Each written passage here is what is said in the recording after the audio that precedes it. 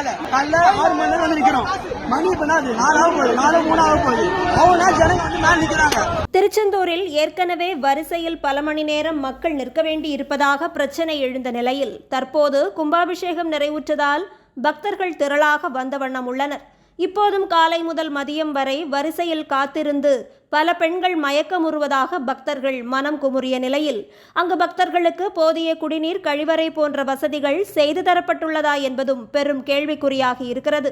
கும்பாபிஷேகத்திற்கு முன்னர் திரு ஹரிநாடார் அவர்களே 200 கோடி ரூபாய் கொடுத்து சீரமைப்பு பணிகள் நடைபெற்றதாக கூறப்பட்ட நிலையில் பக்தர்கள் மீண்டும் சிரமப்படும் நிலை உருவாகி இருக்கிறது.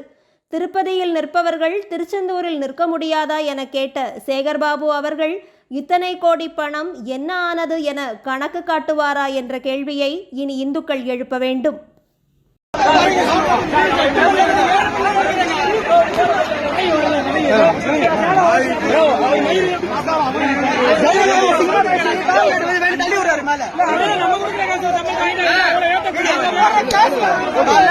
காலைல 6 மணி நேரம் வந்து நிக்கிறோம்.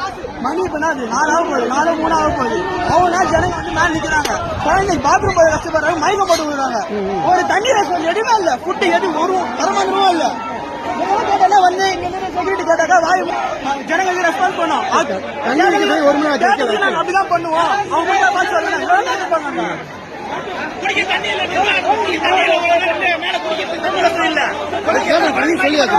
கேட்டாங்க